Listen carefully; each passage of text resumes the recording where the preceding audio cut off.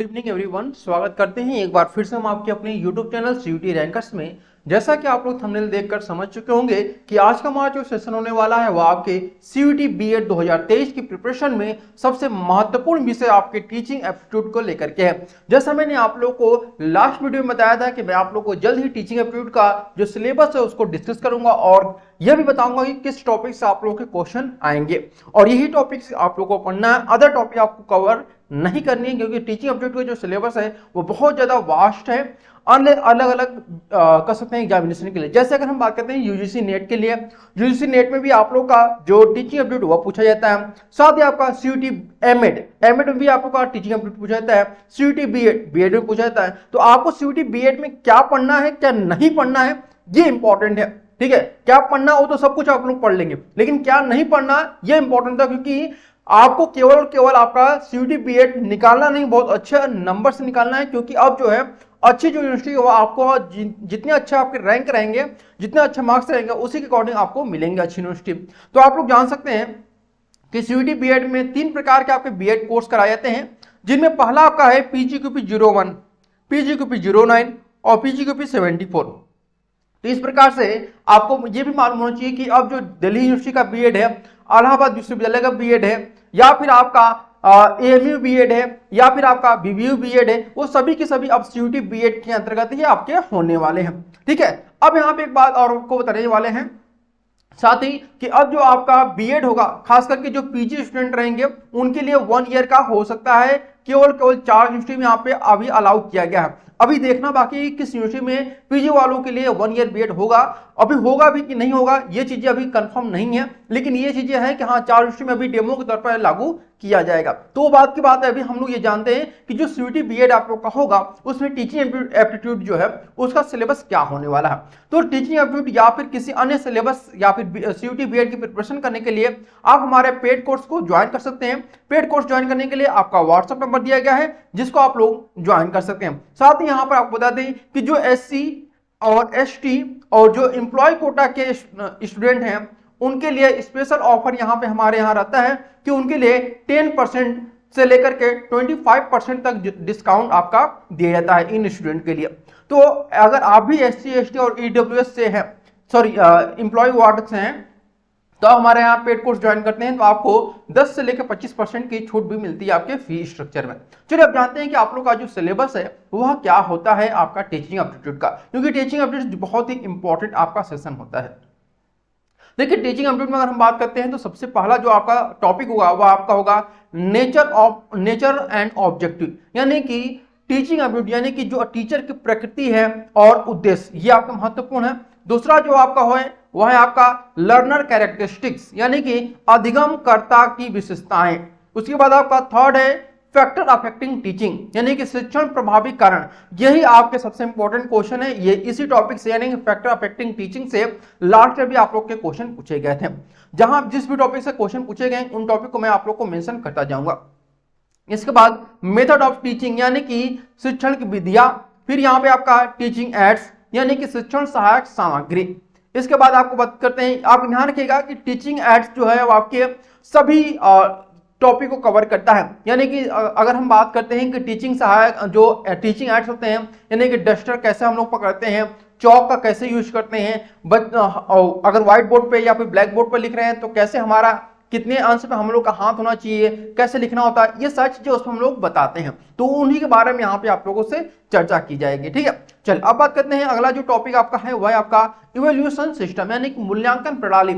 जैसे आप लोग अपने स्टूडेंट की टेस्ट लेते हैं तो टेस्ट कैसे लेते हैं आप लोग, एमसीक्यू टाइप में, डिस्क्रिप्टिव टाइप में, या फिर वन लाइनर में लेते हैं, या फिर आप लोग वाइवा लेते हैं, कैसे आप लोग अपना स्टूडेंट का कर सकते हैं कि टेस्ट लेते हैं, इवैल्यूएशन करते हैं, उन्हीं के बारे में इस टॉपिक में आप लोग पढ़ेंगे। इसके बाद आप लोग का कम्युनिकेशन यानी आप लोग का संप्रेषण से भी आप लोग का लास्ट ईयर एक क्वेश्चन पूछा गया था। और यहाँ पे अगर बात करते हैं कम्युनिकेशन में कैसे क्वेश्चन पूछे जाते हैं, यानी कि टीचर और स्टूडेंट के बीच में क्या कम्युनिकेशन होता है, कैसे टीचर समझता है, इन सभी चीजों बिंदुओं के बारे में आप लोग इस टॉपिक में पढ़ने वाले हैं। चलिए अब बात करते हैं, अगला जो टॉपिक आपका है इंटरपर्सनल रिलेशन यानी अंतःवैयक्तिक संबंध।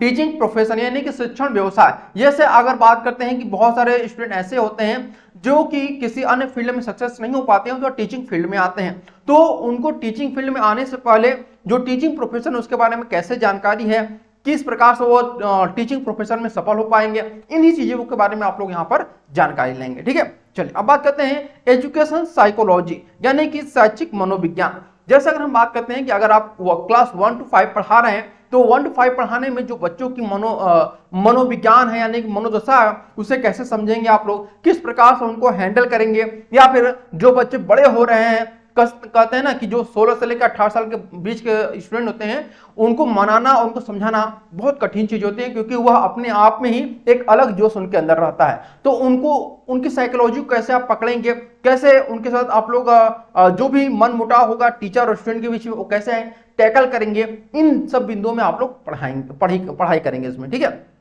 और चिंता मत करिएगा, सारे टॉपिक आप लोग कवर कराएंगे हमारे इस यूट्यूब चैनल सीयूटी रैंकर्स पे भी। ठीक है, चलिए अब बात करते हैं कि अगला जो टॉपिक है वो आपका क्या होने वाला है। तो देखिए अगला जो टॉपिक आपका है वो आपका पर्सनालिटी यानी कि व्यक्तित्व। एज ए टीचर आपकी पर्सनालिटी कैसी होनी चाहिए, किस प्रकार अपना इफेक्ट आप स्टूडेंट पे छोड़ रहे हैं, ये डिपेंड करता है आप पर। तो एज ए टीचर कैसी पर्सनालिटी होनी चाहिए, इसी बिंदुओं के बारे में आप लोग इस टॉपिक में बात करेंगे।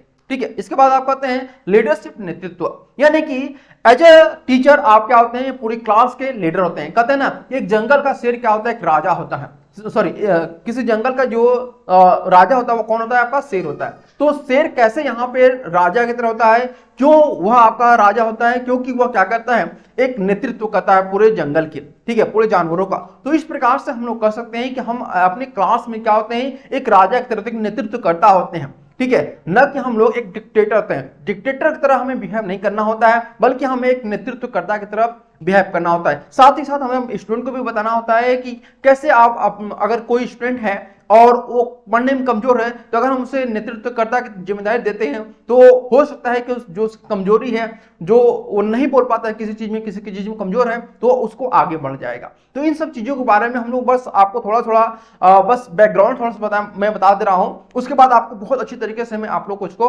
पढ़ाने वाला हूं। चलिए अब बात करते हैं अगला जो है वह सोशल मैच्योरिटी यानी कि सामाजिक परिपक्वता।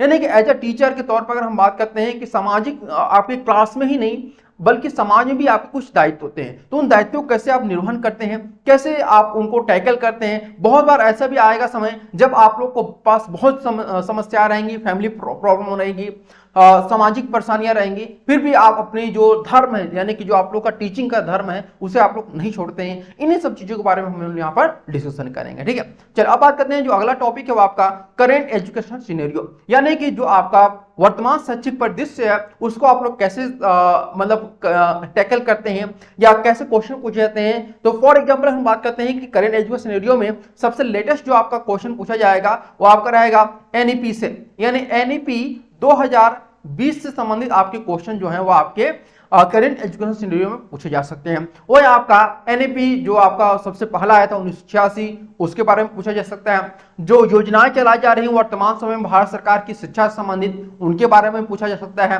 ठीक है, ब्लैक बोर्ड योजना के बारे में पूछा जा सकता है। तो बहुत सारी योजनाएं हैं जो करंट में पूछी जा सकती है, उनके बारे में भी विस्तार पूर्वक आप लोगों से बात की जाएगी। ठीक है, तो थोड़ा सा भी आप लोग परेशान मत होइएगा, सीयूटी रैंकर्स आपका पूरा साथ देगा। अगर हम पेड कोर्स में जुड़ते हैं तो भी, पेड कोर्स में नहीं जुड़ते हैं तो भी ध्यान रखिएगा। और बहुत सारे स्टूडेंट यहाँ पे कंफ्यूज होते हैं कि टीचिंग एप्टीट्यूड जो होता है वो सभी में पूछा जाता है, नहीं पूछा जाता है। तो देखिए अगर हम लास्ट की कुछ बातें बताएं आप लोगों को जो बहुत इंपॉर्टेंट है, तो यहाँ पे आपको बता दें कि लास्ट यानी कि 2022 में क्या हुआ था कि अगर हम बीएचयू की बात करते हैं तो बीएचयू बीएड में आप लोग पता है कि 4 सब्जेक्ट ग्रुप होते हैं। आपका पहला लैंग्वेज होता है, दूसरा सोशल होता है, तीसरा जो होता है वो आपका साइंस होता है, और यहीं पे आपका जो होता है मैथ होता है। तो अगर हम बात करते हैं तो लास्ट ईयर 2022 में मैथ में टीचिंग एप्टीट्यूड से एक भी क्वेश्चन जो है वो नहीं पूछा गया था। ठीक है, टीचिंग एप्टीट्यूड से एक भी क्वेश्चन जो है मैथ में नहीं पूछा गया था, जबकि साइंस ग्रुप में जो क्वेश्चन पूछा गया था वो 6 क्वेश्चन आपके टीचिंग एप्टीट्यूड से पूछे गए थे। ठीक है, और सोशल साइंस ग्रुप में केवल 2 क्वेश्चन पूछे गए थे, लैंग्वेज ग्रुप में आपके 4 क्वेश्चन आपके टीचिंग एप्टीट्यूड पूछे गए थे। तो ये आपका कंफर्म नहीं है कि किस में आपका कितना क्वेश्चन पूछा जाएगा। वो अगर हम पीजीक्यूपी 01 बात करें तो पीजीक्यूपी 01 का जो एग्जामिनेशन है वो 2 दिन हुआ था। डे 1 में अगर हम बात करते हो तो टीचिंग एप्टीट्यूड से एक भी क्वेश्चन नहीं पूछा गया था। वही डे 2 में आपका जो क्वेश्चन पूछने की संख्या थी वो आपकी 4 क्वेश्चन आपके डे 2 में पूछे गए थे पीजीक्यूपी 01 में। तो ये एनटी के ऊपर डिपेंड करता है कि वो टीचिंग एप्टीट्यूड से क्वेश्चन पूछता है कि नहीं पूछता है, लेकिन आप लोग अपनी तरफ से अपनी तैयारी जो है वह बिल्कुल करके जाइएगा एग्जामिनेशन में। तो आपके एग्जामिनेशन में केवल 120 दिनों का समय बाकी है। तो इन 120 दिनों में अपनी तैयारी और भी अच्छे तरीके से करने के लिए आप हमारे व्हाट्सएप पर मैसेज कर सकते हैं और हमारे जो पेड कोर्स है उसे आप लोग ज्वाइन कर सकते हैं।